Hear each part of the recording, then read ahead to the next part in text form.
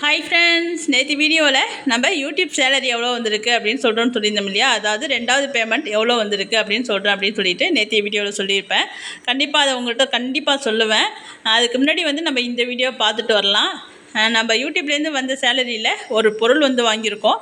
அந்த பொருள் வந்துக்கிட்டு இருக்கு. நம்ம கேட்டை ஓப்பன் பண்ணுறதுக்காக தான் இவங்க ஓடிட்டு இருக்காங்க. ஏன்னா வண்டி ஃபாஸ்ட்டாக வந்துக்கிட்டு இருக்கு. நம்ம என்ன வாங்கியிருக்கோம் அப்படின்னு பார்க்கலாமா? நம்ம எங்கே வாங்கணும் அப்படின்னு பார்த்தீங்கன்னா, நான் அமேசானில் தான் ஆன்லைனில் தான் போட்டேன். வண்டி வந்துட்டுருக்கு. அட்ரஸ்லாம் கேட்டு இப்போ தான் கண்டுபிடிச்சி வந்துக்கிட்டு இருக்காங்க. நான் ஆன்லைன்லாம் பார்த்தீங்கன்னா சின்ன சின்ன பொருள் தான் வாங்கியிருக்கேன். அதாவது வீட்டுக்கு உபயோகமான பொருள், அடுத்தது ஃபேன்சி ஐட்டம், அடுத்தது புடவை, அது மாதிரி பொருள் தான் வாங்கியிருக்கேன். பெரிய பொருள் இப்போ தான் ஃபஸ்ட் டைம் நான் ஆன்லைனில் வாங்குகிறேன். அது என்ன பொருள் அப்படிங்கிறது பார்க்கலாம். வண்டியை உள்ளார தான் விடணும். அங்கேருந்து எடுத்துகிட்டு வரத்துக்க முடியாது. நம்ம கேட்டை திறந்துட்டு வண்டியை உள்ளார வர சொல்வோம். நம்ம வீடியோவுக்கு ஒரு லைக்கை போடுங்க. புதுசாக பார்க்குற நண்பர்கள் சப்ஸ்கிரைப் பண்ணி வச்சுக்கோங்க. தொடர்ந்து வீடியோ பார்க்கலாம்.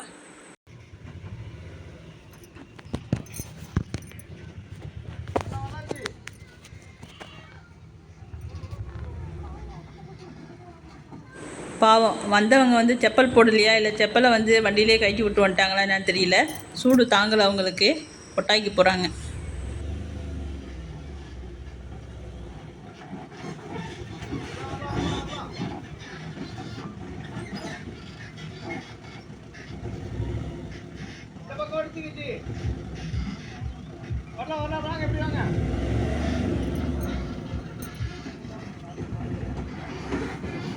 நிறைய பேர் என்ன வாங்கியிருப்பாங்க அப்படின்னு யோசிச்சுட்டு இருப்பீங்க இல்லையா? யாராச்சும் கரெக்டாக கெஸ் பண்ணியிருந்தால் அதையும் சொல்லுங்கள்.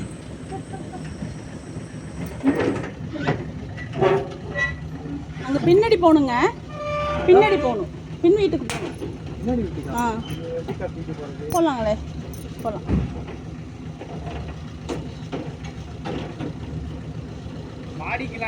இல்லை, மாடிக்கு இல்லை.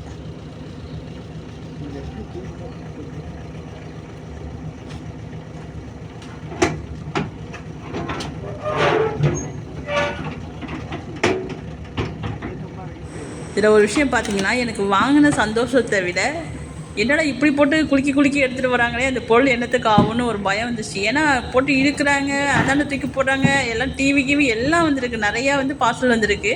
எல்லாத்தையும் கண்ணாப்பினான்னு தூக்கி போடுறாங்க. எப்படி அது டேமேஜ் இல்லாமல் வரும்னு ஒரு பயம் இருந்துக்கிட்டே இருந்துச்சு.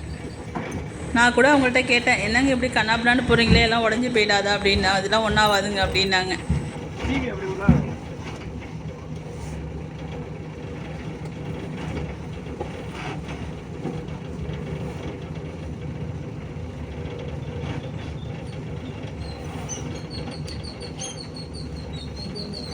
கொடையை சுட்டிட்டு அந்த வீட்டை போய் திறந்து விடுங்க.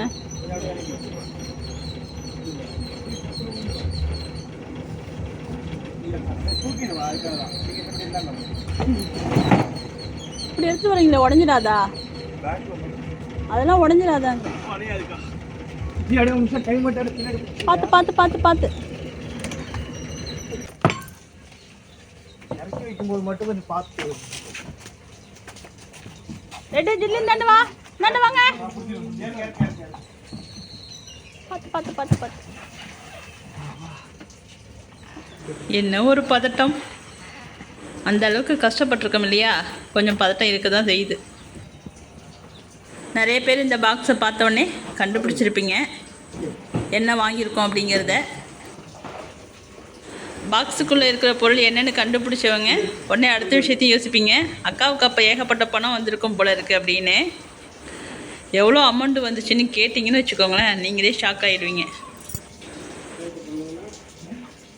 வேணாம், அவங்க லோடை இறக்கி வச்சுட்டு உடனே கிளம்பிட்டாங்க. அடுத்ததுக்கு வேறு ஒருத்தவங்க தான் அனுப்பிவிடுவாங்க. நம்ம இவங்களை அனுப்பிச்சி விட்டுட்டு என்ன பொருள் வாங்கியிருக்கோங்கிறத பார்க்கலாம்ப்பா. அப்புறம் நிறைய பேர் ஹோம் டூர் போடுங்க அக்கா அப்படின்னு கேட்டிருந்தீங்க. கண்டிப்பாக அதையும் ஒரு நாள் பார்க்கலாம். நம்ம ரஞ்சித் தம்பி கேட்டுகிட்டே இருந்தாங்க. கண்டிப்பாக 2 வீட்டையும் ஒரு நாள் காமிக்கிறேன் பாப்பா. குடிக்கிறதுக்கு தண்ணி கொடுத்தோம், குடிச்சிட்டு சொம்பு எடுத்துகிட்டு வராங்க.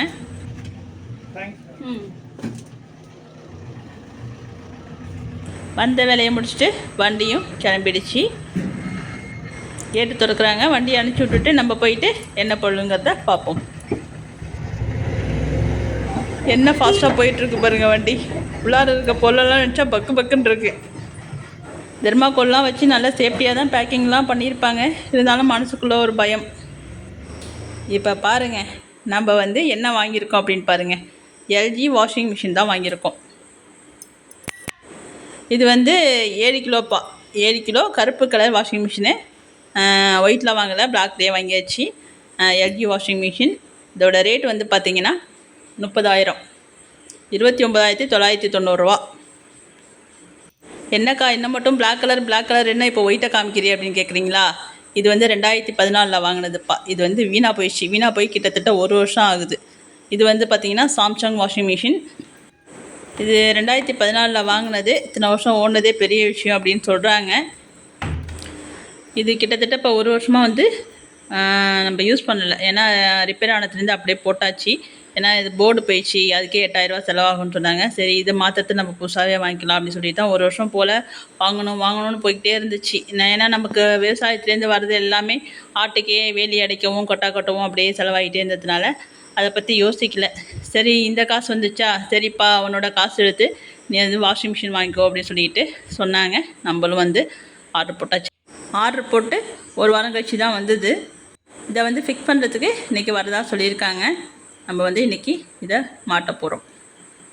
ஆனால் பிளாக் கலரை விட ஒயிட் வந்து இந்த வீட்டுக்கு எடுப்பாக நல்லா சூப்பராக இருந்துச்சு. பிளாக் கலர் வந்து எப்படி இருக்குங்கிறது தெரியல, பார்ப்போம். வாங்கினோடனே எல்ஜி கம்பெனிலேருந்து ஃபிக்ஸ் பண்ணுறதுக்கு ஆள் அனுப்பிச்சி விடுன்னு சொன்னாங்க. நம்ம தான் 1 வாரம் வந்து டைம் கேட்டிருந்தோம். ஏன் அப்படின்னு பார்த்தீங்கன்னா, கொஞ்சம் சுவிட்செலாம் வந்து சரியில்லாமல் இருந்துச்சு, லூஸாக இருந்துச்சு. எல்லாத்தையும் சரி பண்ணிவிட்டு அந்த பைப்லாம் இருக்கும் இல்லையா, அதெல்லாம் 1 வருஷமாக யூஸ் பண்ணாமல் இருந்ததுனால கொஞ்சம் இதாக இருந்துச்சு. சரி, அதெல்லாம் மாற்றிட்டு வர சொல்லலாம்னு சொல்லிட்டு நம்ம இன்றைக்கி தான் கால் பண்ணி வர சொன்னோம். அவங்க வந்து இன்றைக்கி தான் வந்திருக்காங்க. நம்ம வாஷிங் மிஷினையும் ஓப்பன் பண்ணியாச்சுப்பா. ஒயிட்டுக்கும் பிளாக்குக்கும் பாருங்கள், ஒயிட்டு தானே சூப்பராக இருக்குது. வாஷிங் மிஷினை மாற்றத்துக்கு வந்தவங்க கூட எல்லாத்தையும் போட்டு டப்புன்னு உடைக்கிறாங்க. நமக்கு பக்குன்னு இருக்குது.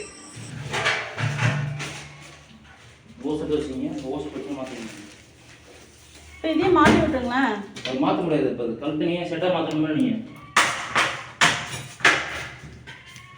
ஓசை மாற்றுறீங்களா, பைக் மாற்றுறீங்களா? நான் மாத்திரப்பா, இதே சேர்த்து மாற்றிடுங்க. இல்லை, நீங்கள் இப்போ இதை கனெக்ட் பண்ணி விட்ருங்க. நான் ஓசை மாற்றுவேன், இதை மட்டும் கைட்டு மாட்டிக்கிறேன். அது கனெக்ட் பண்ணால் செட்டாக மாற்றணும். அது இருக்கிற பிடிச்சிருக்கீங்களா? சுவிட்செலாம் மாற்றி வச்சுங்க, கரெக்டாக இருக்குது.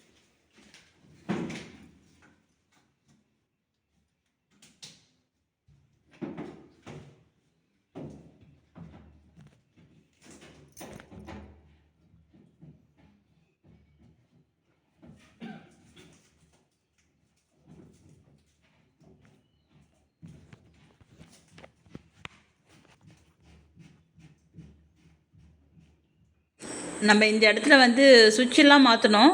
அந்த தண்ணி வரும் இல்லையா, அந்த பைப்லேருந்து தண்ணி வந்து சுட்டிக்கிட்டே இருந்துச்சு. அதை வந்து கவனிக்கல. ப்ளம்பிங் வேலை மட்டும் கொஞ்சம் இருந்துச்சு. இதில் வந்து தண்ணி லீக் ஆகுதுங்க, அதை வந்து மாற்றிடுங்க, அதாவது பைப்பை வந்து மாற்றிடுங்க அப்படின்னாங்க.